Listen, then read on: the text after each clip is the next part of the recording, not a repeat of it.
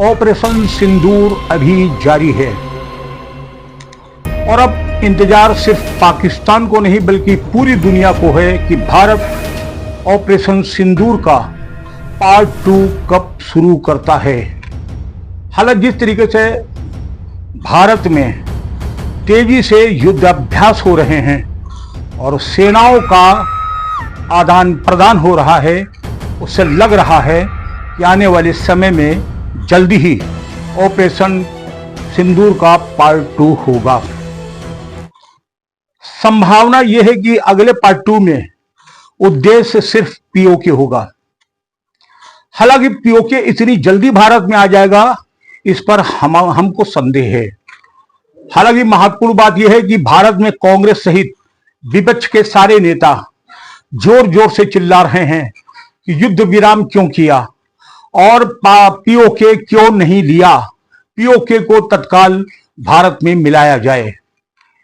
ये उनकी भारत के प्रति हमदर्दी नहीं है, बल्कि ये बात पाकिस्तान भी जानता है, कांग्रेस भी जानती है और यहां के वो नेता भी जानते हैं जो चिल्ला रहे हैं।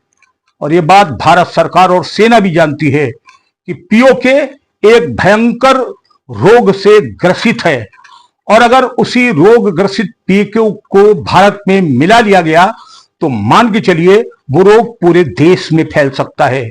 इसलिए भारत पहले पीओके के वो सड़े हुए अंगों को काटेगा, उसकी सर्जरी करेगा, उसे स्वस्थ करेगा और तब भारत में मिलाएगा। क्या है पीओके का वो गंभीर रोग, इसी में अब आप सुनिए। आप देख रहे हैं कमेंट टुडे और मैं हूं सतीश शर्मा। मजा आ रहा है ये देख करके कि किस प्रकार से पाकिस्तान में तबाही नंगनाच कर रही है। बूंद बूंद पानी के लिए मारामारी हो रही है, तबाह हो रहा है पानी के बिना पाकिस्तान। एक एक बूंद के लिए लोग एक दूसरे का गला दबा रहे हैं। सिंचाई के लिए पानी नहीं है और अब जब बुआई का सीजन खोपड़ी पर खड़ा है, किसानों के पास एक बूंद पानी नहीं है। पानी को लेकर के जल्दी ही पाकिस्तान में गृह युद्ध छिड़ सकता है। यह वही पानी है जिसको लेकर कांग्रेस और कांग्रेस के प्रवक्ता टीवी पर बैठकर कहते थे ऐसे कैसे भारत पानी रोक लेगा, अगर रोक लेगा तो पानी कहां ले जाएगा, कहां इकट्ठा करेगा। उन्हें नहीं पता कि भारत का प्रधानमंत्री नरेंद्र मोदी है। अगर उन्होंने कहा कि हम पानी रोकेंगे तो पानी रोक कर दिखाया। कहां ले गए पानी, ये आज तक कांग्रेस न जान पाई है और न जान पाएगी, क्योंकि कांग्रेस मोहब्बत पाकिस्तान से करती है।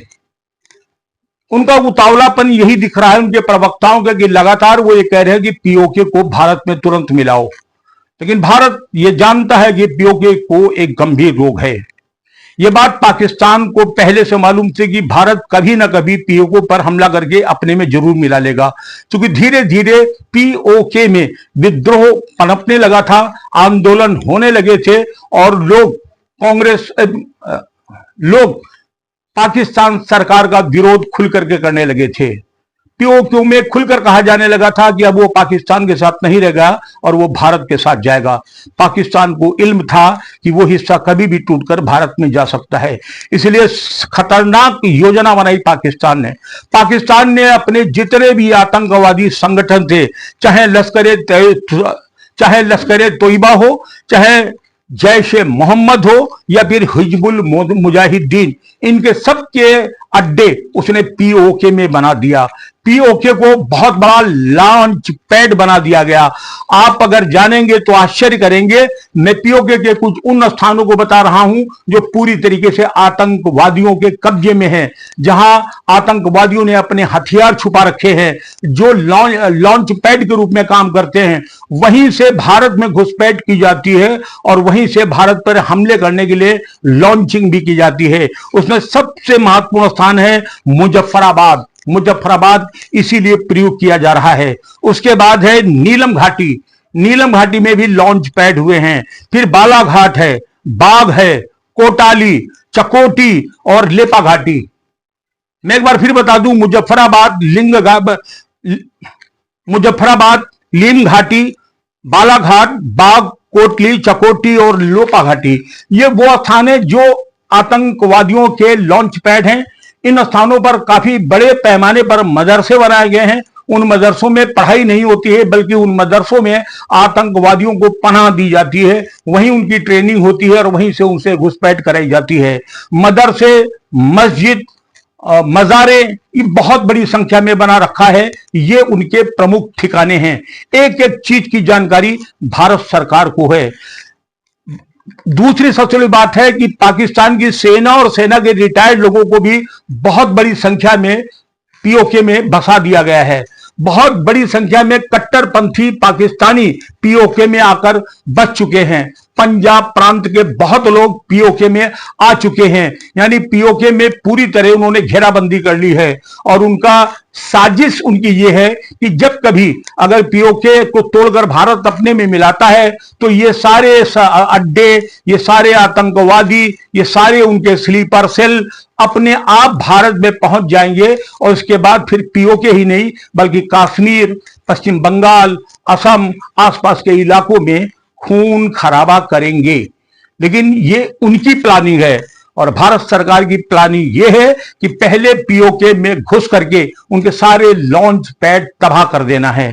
जहां जहां उन्होंने अपने आतंकवादी अड्डे बना रखे हैं उन आतंकवादी अड्डों को पहले नस्तनाबूद कर देना है और एक एक वो व्यक्ति जो पाकिस्तान परस्त है उसे पीओके से बाहर खदेड़ देना है, क्योंकि गवर्नमेंट ऑफ इंडिया इस बात को जानती है कि अगर ऐसे ही पीओके को मिला लिया गया और उसके बाद कार्रवाई की गई मदरसों पर, उन आतंकवादियों पर, तो तत्काल यहां बैठी हैं कुछ राजनीतिक पार्टियां जो आंदोलन करेंगी, तैयार बैठे हैं यहां पर कुछ वकील मोटी पैसा लेकर के, वो तुरंत पीआईएल दाखिल कर देंगे।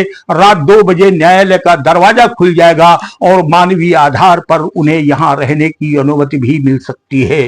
भारत सरकार ये सब कुछ जानती है, इसलिए वो ऐसा कोई खतरा मोल नहीं लेना चाहती है। इसलिए इस बार प्लानिंग बहुत सटीक तैयार की है।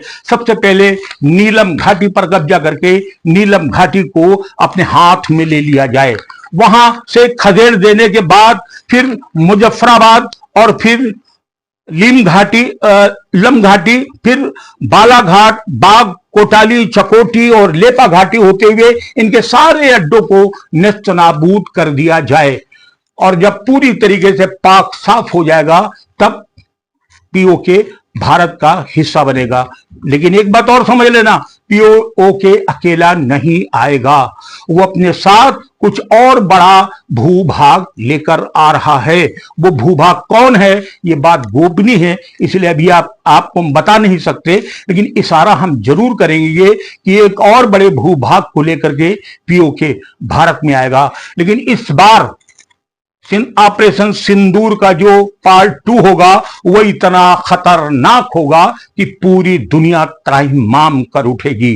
सेना का खून खौल रहा है और खासतौर से भारत में बैठे हुए नेता जो बार बार प्रमाण मांग रहे हैं, वो घटना 7 और 8, 10 ये 3 दिन जिस प्रकार से भारतीय सेना ने अपने शौर्य का पराक्रम दिखाया, तबाही और बर्बादी बावंडर उठा दिया पाकिस्तान के अंदर, लाशों के ढेर लग गए, उसका प्रमाण टेलीविजन पर बैठकर अगर कांग्रेस का प्रवक्ता मांग रहा है और वो ये कह रहा है कि कितने आतंकवादी मारे गए इसका मुझे हिसाब दो, और कांग्रेस का एक और नेता ये कह रहा है कि हाँ ये ऑपरेशन सिंदूर पूरी तरह फ्लॉप रहा, तो मान के चलिए ये भारत के नहीं बल्कि पाकिस्तान के पोषक तत्व हैं। ये बार बार पाकिस्तान को वो सामग्री दे रहे हैं जिससे पाकिस्तान पूरी दुनिया में दिखाकर बता सके कि भारत सेना और प्रधानमंत्री नरेंद्र मोदी झूठ बोल रहे हैं। लेकिन इस बार वो शायद ये प्रश्न उठाने लायक नहीं बचेंगे।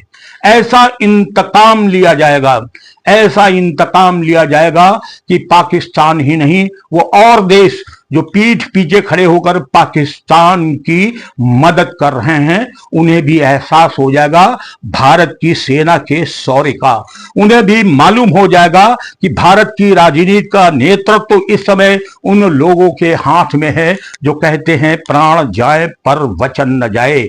मैंने वादा किया था कि सिंदूर का बदला ऐसा लूंगा कि पूरी दुनिया देखेगी और उनकी 7 पुश्तें याद रखेंगी। अब मुझे तो लग रहा है 7 नहीं बल्कि 700 पुश्तें याद रखेंगे कि कभी भारत ने किसी से बदला लिया था। इंतजार करिए, बहुत जल्दी पार्ट 2 के बाद आपको शुभ सूचना मिलने वाली है। लेकिन पाकिस्तान के वो आतंकवादी कहां हैं जो कहते थे खून की नदियां बहा देंगे, भारत में लाशों के ढेर लगा देंगे और भारत को तबाह और बर्बाद कर देंगे? वो किन गुफाओं में छुपे बैठे हैं? क्या है उनकी लोकेशन? अगले एपिसोड को कतई मिस मत करिएगा। अगले एपिसोड में हम उन आतंकवादियों की लोकेशन और उनका हालचाल बताएंगे कि कहां हैं मेरे भाईजान और कैसे हैं। जय हिंद। देखते रहिए न्यूज कमिंग टुडे। अगर आप राष्ट्रवादी हैं, राष्ट्रभक्त हैं, तो चैनल को सब्सक्राइब जरूर करिएगा और ज्यादा से ज्यादा लोगों तक इसे शेयर जरूर करिएगा। जय हिंद।